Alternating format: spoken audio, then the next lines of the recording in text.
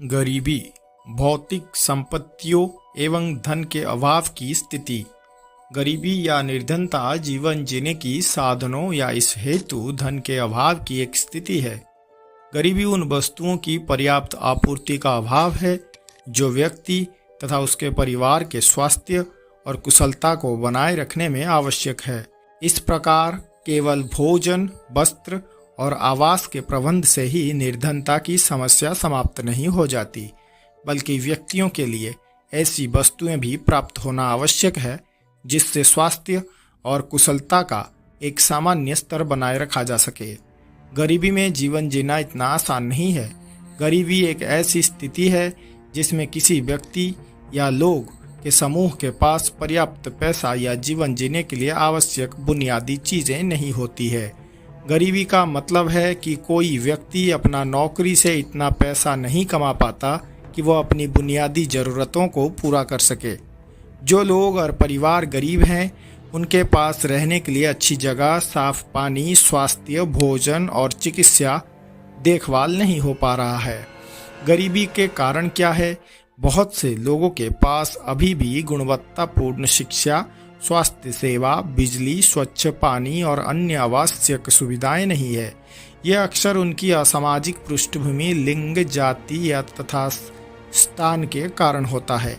जो लोग गरीबी से बच पाते हैं वे आमतौर पर केवल अल्पकालिक लाभ ही कमा पाते हैं।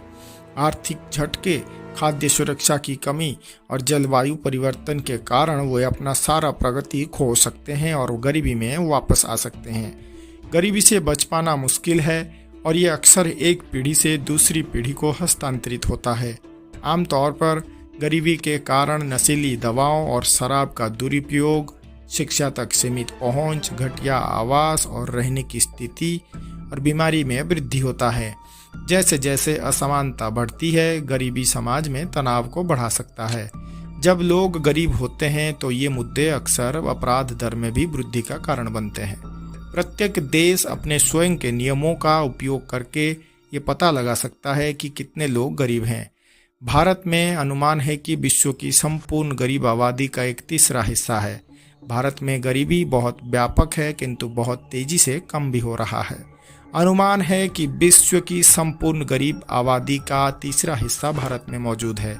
भारत में गरीबी एक जटिल और बहुआयामी मुद्दा है जो ऐतिहासिक, आर्थिक, सामाजिक और राजनीतिक कारकों के संयोजन से प्रभावित है। कई प्रसिद्ध अर्थशास्त्रियों और नेताओं ने भारत में उच्च गरीबी दर के मूल कारणों के बारे में जानकारी दी है। नोबेल पुरस्कार विजेता अर्थशास्त्री अमर्त्य सेन ने भारत में गरीबी से निपटने तथा आर्थिक विकास को बनाए रखने के लिए सामाजिक असमानताओं को दूर करने तथा शिक्षा और स्वास्थ्य सेवा में निवेश करने के महत्व पर प्रकाश डाला है। 2023 बहुआयामी गरीबी सूचकांक रिपोर्ट के अनुसार दुनिया के सभी गरीब लोगों में से 1/3 से अधिक दक्षिण एशिया में रहते हैं, जो लगभग 399 मिलियन लोग हैं। भारत इस संख्या में महत्वपूर्ण योगदान देता है, जो अत्यधिक गरीबी में वृद्धि का लगभग 70% है। भारत में पिछले कई दशकों में अर्थव्यवस्था के बढ़ने के साथ साथ गरीबी में समग्र कमी के बावजूद भी गरीबी एक बड़ी चुनौती बना हुआ है। भारत में आज भी 27 करोड़ लोग गरीबी रेखा से नीचे रहते हैं। आज़ादी के समय देश की 80% आबादी गरीबी रेखा से नीचे था। आज 22% लोग गरीबी में जीवन यापन कर रहे हैं, लेकिन संख्या के तौर पर इसमें कोई खास बदलाव नहीं हुआ है। देश में बेरोजगारी की दर लगातार बढ़ रहा है और युवाओं के पास भी काम नहीं है। अगर लोगों को रोजगार नहीं मिलेगा तो देश का विकास कैसे होगा? जिन लोगों को काम मिल भी रहा है तो उनको उसके बदले सही भुगतान नहीं हो रहा है। अगर काम का दाम नहीं मिल रहा है तो ये एक तरह का गुलामी ही है। भारत में नहीं बदला है गरीबों की स्थिति। मॉनसून सेशन के दौरान गरीबी पर पूछे गए एक सवाल के जवाब में वित्त राज्य मंत्री पंकज चौधरी ने बताया था कि देश में करीब पिछले 10 साल में कोई भी रिपोर्ट जारी नहीं हुआ है। पिछला एस्टिमेशन 2011-12 में जारी हुआ था। इसमें देश में गरीबी रेखा के नीचे रहने वाले लोगों की संख्या 27 करोड़ बताया गया था। सरकार का कहना है कि देश की 21.9% आबादी आज भी गरीबी रेखा से नीचे है।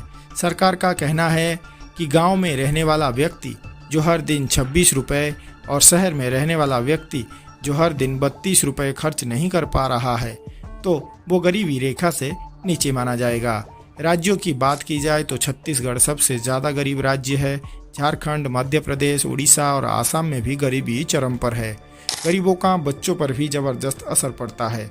गरीबी में जीता परिवार उनके बच्चों के लिए मूलभूत सुविधाएं नहीं दे पाता है जिसकी ज़रूरत उन्हें होता है, जैसे कि शिक्षा, स्वास्थ्य और पर्याप्त भोजन। कुल मिलाकर पिछले कुछ दशकों में हमारे बच्चों की शिक्षा, स्वास्थ्य, पोषण, मानसिक कल्याण और सुरक्षा के मुद्दों को सुरक्षित करने के लिए यह एक कठिन लड़ाई रहा है और रहेगा भी। और इस बात का बहुत अधिक संभावना है कि जो इस क्षेत्र में थोड़ा बहुत प्रगति हुआ है वो अधूरा सा है। देश में राम का मंदिर तो बना लिया, लेकिन गरीबों का दर्द को सरकार देखता भी नहीं। ये शर्म की बात है। गरीबी से बचना इतना मुश्किल क्यों है? गरीबी केवल वित्तीय संसाधनों की कमी नहीं है, ये आशा की भी कमी है। बेसहारा लोग अक्सर अपनी परिस्थितियों को बदलने में असहाय महसूस करते हैं। वे समाज के बाकी लोगों से अलग थलग महसूस करते हैं। गरीबी से बचने के लिए आपके पास अपने वित्त के लिए एक योजना, सकारात्मक मानसिकता और सहायता मांगने की इच्छा भी होनी चाहिए। भारत विरोधाभासों की भूमि है, जहां प्राचीन परंपराएं आधुनिक महत्वाकांक्षाओं से मिलती है, लेकिन प्रगति के बीच एक कठोर वास्तविकता बना हुआ है गरीबी। गरीबी एक सतत चुनौती है जो लाखों लोगों को प्रभावित करता है। 200 मिलियन से अधिक भारतीय गरीबी रेखा से नीचे रहते हैं। भोजन, पानी और स्वास्थ्य सेवा जैसी बुनियादी आवश्यकताओं तक पहुंचने के लिए भी कठिन संघर्ष करते हैं। बहुत से बच्चे स्कूल जाने के बजाय काम करने के लिए मजबूर हैं, जिससे गरीबी का चक्र जारी रहता है। स्वच्छता और सुविधाओं तक पहुंचने की कमी से अनगिनत स्वास्थ्य समस्याएं भी पैदा होती हैं, लेकिन उम्मीद है समुदाय शिक्षा, स्वास्थ्य और कौशल विकास जैसे पहलू के साथ अपने जीवन को बेहतर बनाने के लिए सरकार जरूर साथ देगा। गरीबी एक जटिल मुद्दा है, लेकिन साथ मिलकर हम बदलाव ला सकते हैं और सभी भारतीयों के लिए एक उज्जवल भविष्य बना सकते हैं।